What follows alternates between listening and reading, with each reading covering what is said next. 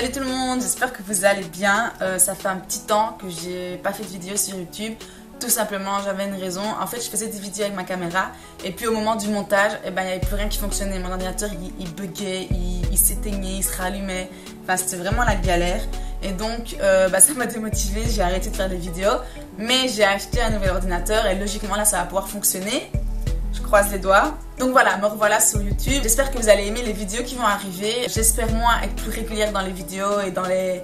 Je sais pas, une fois toutes les 2 semaines au moins ou une fois toutes les semaines, j'en sais rien. Mais c'est vrai qu'avec la fatigue que j'accumule avec le travail, c'est un peu plus difficile qu'avant. Alors pour cette vidéo de mon comeback, j'ai décidé de faire une vidéo sur la maison. Concrètement, combien ça m'a coûté d'acheter la maison. Combien. Donc voilà, vraiment on va parler d'argent, on va savoir tout. Je sais que c'est un sujet un peu tabou.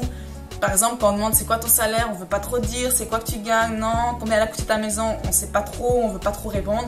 Mais moi, je m'en fous en fait, genre, je comprends pas pourquoi c'est tabou. Les chiffres ils sont là, ils vont pas changer, que je le dise ou que je le dise pas, c'est la même chose pour moi, ma vie elle va pas changer. Donc autant que ça puisse vous aider. Et cette vidéo, je le fais dans le but de peut-être pouvoir vous permettre de vous projeter, d'anticiper si jamais vous avez un projet d'acheter une maison. Voilà, concrètement, moi dans mon cas personnel, ça a coûté tant d'argent.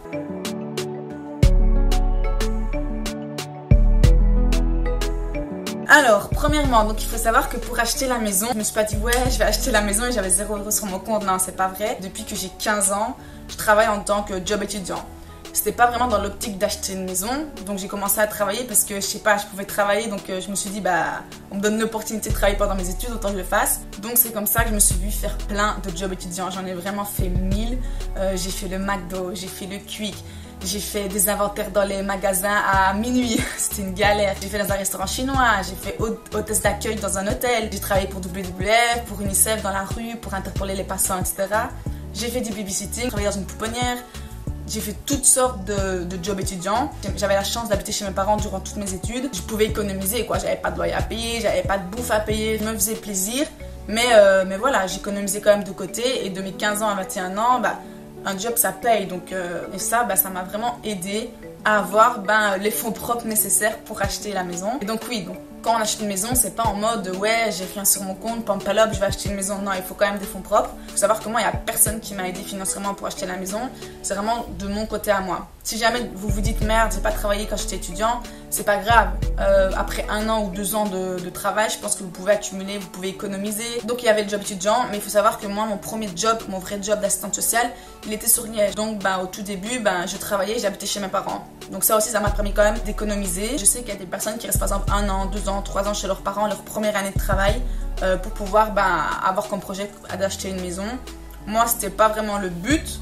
Mais vu que j'avais déjà de l'argent de côté de mes jobs étudiants, je me suis dit ouais, en fait j'ai assez pour pouvoir acheter une maison, donc au lieu de louer, je vais acheter. Donc voilà, mais ça m'a aussi aidé bien évidemment. Donc on va aller dans le vif du sujet. Ma maison, elle a coûté 94 000 €, mais c'est pas ça que je dois rembourser à la banque. Je dois rembourser beaucoup plus à la banque, mais je vais vous expliquer de où ça vient, comment ça se fait, comment ça se passe. Mais en gros, la maison, elle a coûté 94 000 €. C'est une maison avec 2 étages, donc rez-de-chaussée, premier, deuxième. Dedans, il y a 2 chambres, il y a 3 toilettes. Il y a un salon, il y a une salle à manger, il y a une cuisine, il y a 2 salles de bain. En gros, 94 000 pour une maison de taille moyenne, quoi. Donc le prix de la maison, je viens de dire, 94 000 €. Ils ont été directement donnés aux propriétaires. Donc dans le crédit global de la banque pour une maison à 94 000, dedans il faut rajouter les frais de notaire, les frais d'expertise, une cotisation pour la Région wallonne et l'assurance vie. Donc d'office ça augmente et après ce prix augmenté, on rajoute les taux d'intérêt. Mais je vais tout vous expliquer. Donc, dans ma banque à moi, la banque sociale, mes frais d'expertise et frais de dossier, c'est la même chose. C'est pour commencer le crédit. Ils ont coûté 260 €. Une fois que j'ai payé ces 260 € là, la banque mandate un expert qui vient visiter la maison et qui estime le prix de la maison.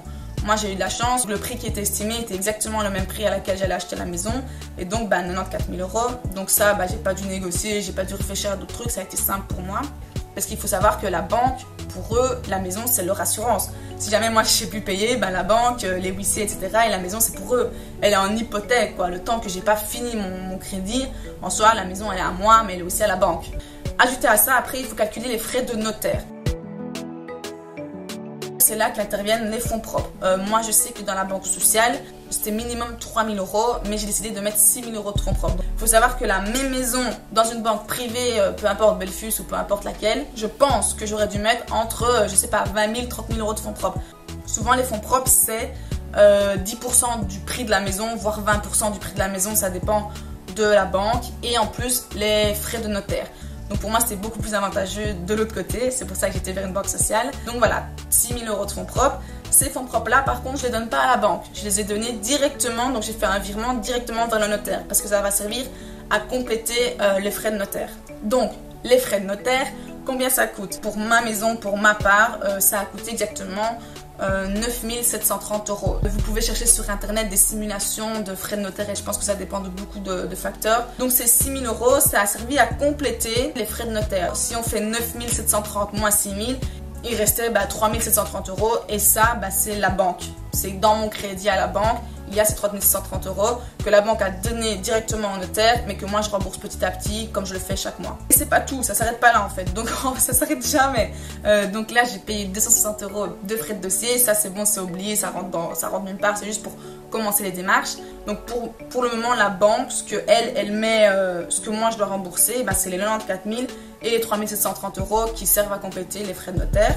Donc il y a deux choses, mais il y a des trucs qui se rajoutent. Dedans il y a les travaux.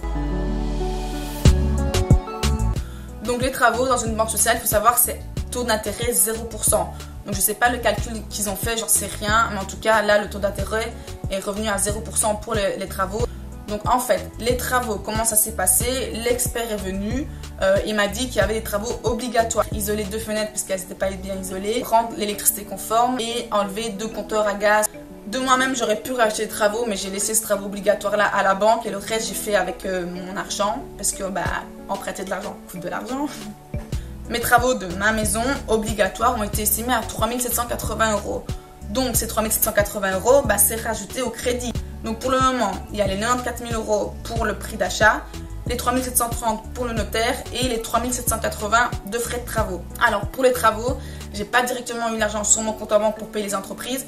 Comment ça fonctionnait dans mon cas, je sais qu'on peut faire différemment, mais dans mon cas, je payais l'entreprise après les travaux et je donnais la facture à la banque qui, elle, juste après réception de la facture, me remboursait la totalité. Mais ajouté à ça, il faut encore ajouter un truc, c'est l'assurance vie. C'est obligatoire pour un crédit. Je sais pas trop vous expliquer à quoi ça sert ni comment, enfin bref, j'ai pas envie de rentrer dans les détails parce que je m'y connais pas assez. Mais moi, mon assurance vie pour toute la totalité de mon crédit, donc sur mes 20 ans, c'est 780 €. Donc quatrième chose, on rajoute 780 € au crédit. Et puis après, il y a une dernière chose, c'est les cotisations à la région wallonne.